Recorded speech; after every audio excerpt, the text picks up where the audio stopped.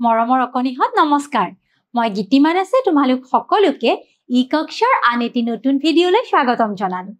মই তোমালোকৰ লগত আলোচনা কৰি আছিলো তোমালোকৰ তৃতীয় শ্ৰেণীৰ আমাৰ গণিত পাঠ্যপুথিখনৰ 9 নং পাঠটি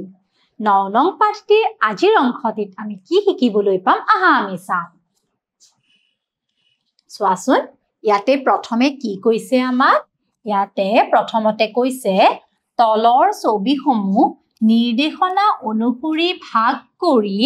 ৰং কৰো আহা এতিয়া আমি এই ছবিবোৰ ভাগ কৰিব লাগিব আৰু কেনেদৰে ভাগ কৰিম যি হিচাপত আমাক তলত দিয়া হৈ আছে সেই হিচাপে আমি ছবিবোৰ ভাগ কৰিম আৰু ৰং কৰিম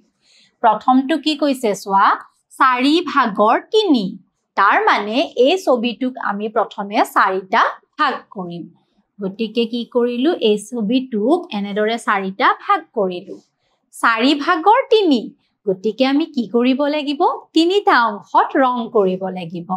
ইয়াতে আমি এনেদৰে 3টা অংশত ৰং কৰিম তোমালোকে ৰংবোৰ খুব সুন্দৰকৈ কৰিবা মই মাথো তোমালোকক ইয়াতে শিকাই হেলিছো তাৰ পাছত কৈছে 4 ভাগৰ 1 এতিয়া আমি কি কৰিম এই ছবিটোক 4 ভাগ কৰিম দুভাগ হৈছে এয়া আমি 4 ভাগ কৰিলো আৰু 4 ভাগৰ 1 অংশত আমি ৰং কৰিম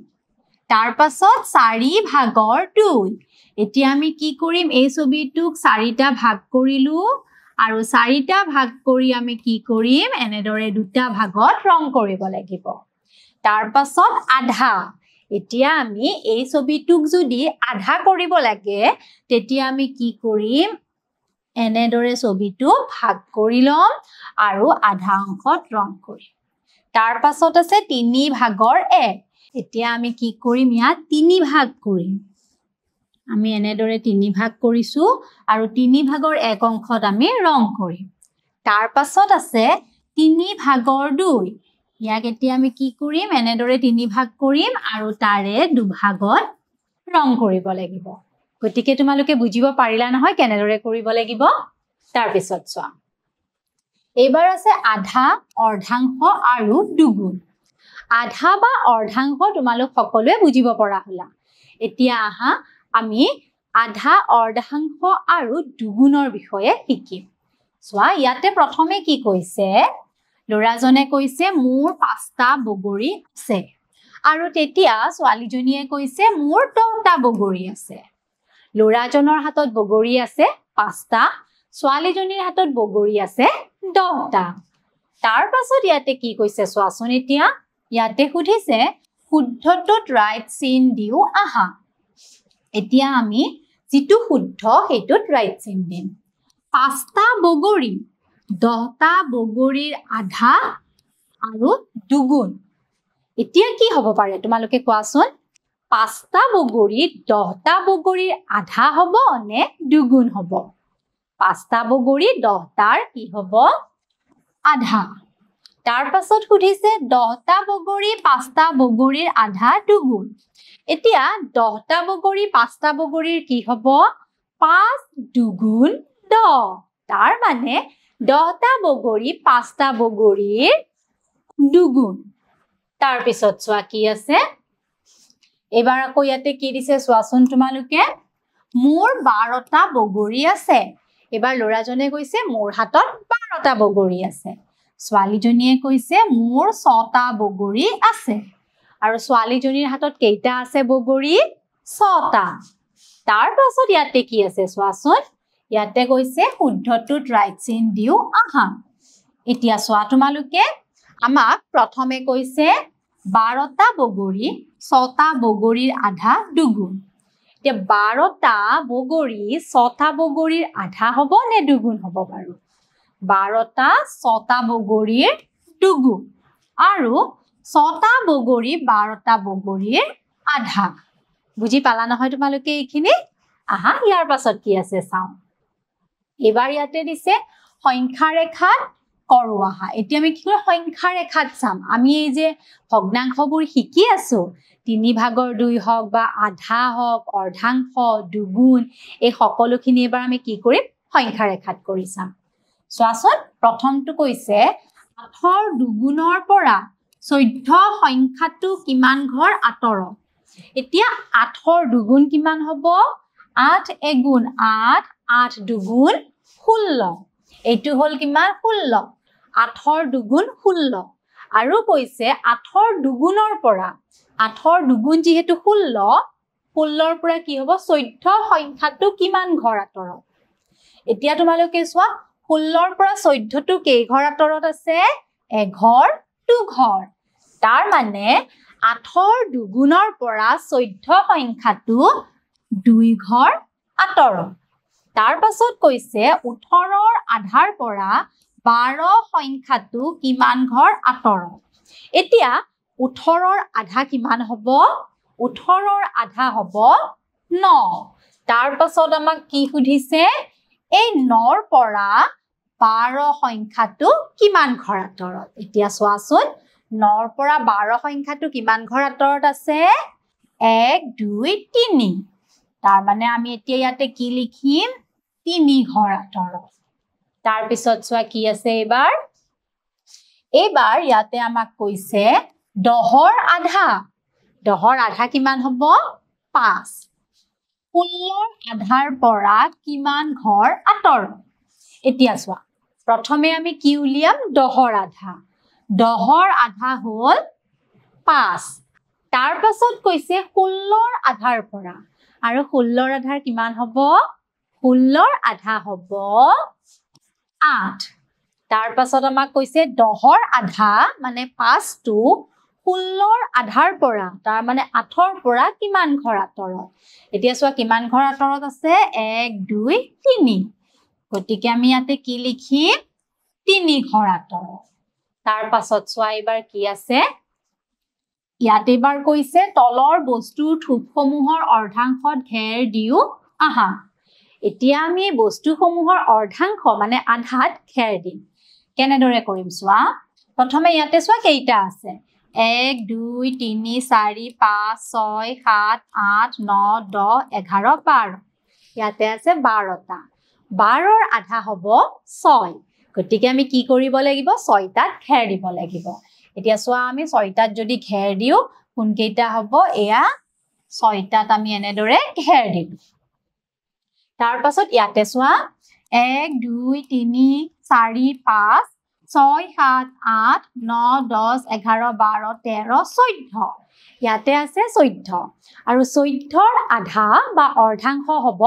7 গতিকে এবাৰ আমি কি কৰিম 7টাত ঘেৰ দিম এতিয়া চোৱাচোন আমি 7টা কেনেদৰে বিচাৰি উলিয়াব পাৰো এয়া হ'ল 7টা এই 7টাত আমি কি কৰিলো ঘেৰ দিলো তাৰ পাছত ইয়াতে চোৱা কেইটা আছে 1 2 3 4 5 6 7 8 9 10 11 12 13 14 15 16 17 18 18ৰ আধা হ'ব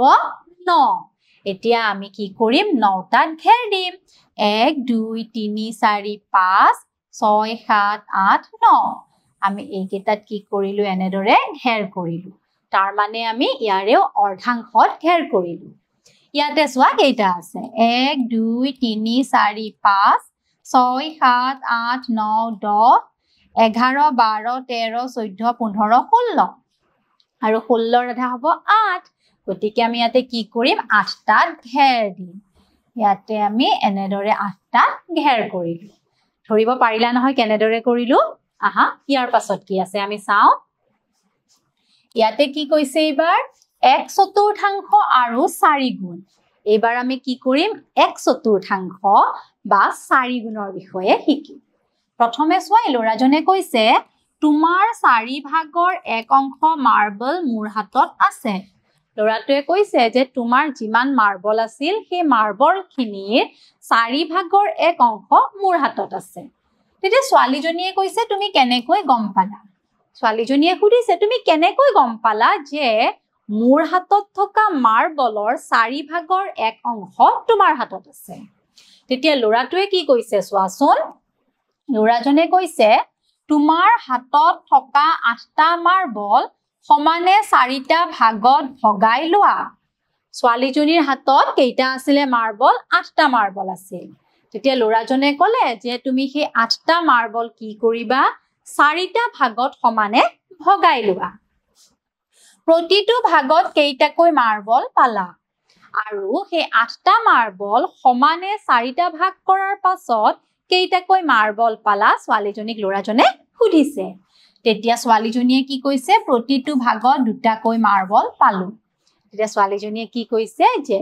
মোৰ হাতত থকা মাৰ্বল কেইটাক যেতিয়া মই সমানে 4 ভাগত ভগালো প্ৰতিটো ভাগতে কেইটাকৈ আছে মাৰ্বল দুটাকৈ মাৰ্বল আছে আৰু ল'ৰাজনৰ হাততো মাৰ্বল আছিল দুটা সেই কাৰণে ল'ৰাজনে কৈছিলে যে তোমাৰ হাতত থকা মাৰ্বলৰ 4 ভাগৰ এক অংশ মোৰ হাতত আছে বুজিব পাৰিলা নহয় এতিয়া আহা ইয়াৰ পাছত কি কৈছে আমি চাম তেতিয়া ল'ৰাজনে ছোৱালীজনীক কৈছে 8ৰ 4 ভাগৰ এক অংশ হ'ল 2 আৰু 2ৰ 4 গুণ হ'ল 8 তেতিয়া ল'ৰাজনে ছোৱালীজনীক বুজাই দিছে যে 8ৰ 4 ভাগৰ এক অংশ কি হ'ব 2 আৰু 2ৰ 4 গুণ হ'ব 8 প্ৰথমতে যে আমাৰ লিখা হৈ আছিল 4 ভাগৰ এক অংশ আৰু 4 গুণ এতিয়া বুজিব পাৰিলা নহয় তেতিয়া ছোৱালীজনীয়ে কৈছে মোৰ হাতত তোমাৰ 4 গুণ মাৰ্বল আছে তেতিয়া ছোৱালীজনীয়ে কৈছে তোমাৰ হাতত যেহেতু দুটা মাৰ্বল আছে তাৰ মানে তোমাৰ মাৰ্বলৰ 4 গুণ মোৰ হাতত আছে এতিয়া বুজিব পাৰিছা সকলোৱে ভালদৰে আহা ইয়াৰ পাছত কি আছে চাও ইয়াতে এবাৰ কি দিছে চোৱা শুদ্ধটোত ৰাইট চিন দিও আহা এতিয়া আমি এৰে শুদ্ধটোত ৰাইট চিন দিম ইয়াতে কৈছে ল'ৰাজনে মোৰ 3টা মাৰ্বল আছে আৰু ছোৱালীজনীয়ে কৈছে মোৰ 12টা মাৰ্বল আছে ল'ৰাটোৰ হাতত মাৰ্বল আছে 3টা ছোৱালীজনীৰ হাতত মাৰ্বল আছে কেইটা 12টা এতিয়া আমাক সুধিছে 3টা মাৰ্বল 12টা মাৰ্বলৰ 4 ভাগৰ এক অংশ নে 4 গুণ এতিয়া 3টা মাৰ্বল কি কৈছে 12টা মাৰ্বলৰ 4 ভাগৰ এক অংশ হ'ব নে 4 গুণ হ'ব এতিয়া তোমালোকে চোৱাচোন মাৰ্বল কেইটা ভাগ কৰি চোৱা মাৰ্বল কেইটাক যদি আমি ইয়াতে সমানে 4 ভাগ কৰিব যাও তেতিয়া এটা ভাগত কেইটাকে হ'ব 1 2 3 4 এটা ভাগত কেইটাকে আহিব 4 ভাগ কৰিলে 3টাকৈ আহিব আৰু আমাক সুধিছিলে 3টা মাৰ্বল 12টা মাৰ্বলৰ 4 ভাগৰ এভাগ হ'ব নে 4 গুণ হ'ব কি হ'ব 3টা মাৰ্বল 12টা মাৰ্বলৰ 4 ভাগৰ এক অংশ তাৰ পাছত সুধিছে 12টা মাৰ্বল 3টা মাৰ্বলৰ 4 ভাগৰ এক অংশ নে 4 গুণ এতিয়া কি সুধিছে যে 12টা মাৰ্বল 3টা মাৰ্বলৰ 4 ভাগৰ এক অংশ হ'ব নে 4 গুণ হ'ব কি হ'ব এটো 4 গুণ এতিয়া বুজিব পাৰিছা সকলোৱে ভালদৰে ইয়াতে এবাৰ কৈছে শুদ্ধটোত ৰাইট চিন দিও আহা মোৰ 4টা মাৰ্বল আছে ল'ৰাজনে কৈছে যে মোৰ 4টা মাৰ্বল আছে আৰু ছোৱালীজনীয়ে কৈছে মোৰ 16টা মাৰ্বল আছে ল'ৰাজনৰ হাতত মাৰ্বল আছে 4টা আৰু ছোৱালীজনীৰ হাতত মাৰ্বল আছে 16টা তাৰ পাছত ইয়াতে আমাক সুধিছে 16টা মাৰ্বল 4টা মাৰ্বলৰ 4 ভাগৰ এক অংশ 4 গুণ 16টা মাৰ্বল এয়া যে আছে ইয়াতে 16টা মাৰ্বল এই 16টা মাৰ্বল 4টা মাৰ্বলৰ 4 ভাগৰ এক অংশ হ'ব নে 4 গুণ হ'ব এবা 4 গুণ 4 গুণ 16 তাৰ পাছত 4টা মাৰ্বল 16টা মাৰ্বলৰ 4 ভাগৰ কি হ'ব এক অংশ হ'ব এখিনি নিশ্চয় সকলোৱে বুজিব পাৰিলা তেনেহলে আজিলৈ মই আহিছো মই পুনৰ আহিম তোমালোকৰ মাজলৈ এই পাঠটিৰে আন এটি অংশলৈ ধন্যবাদ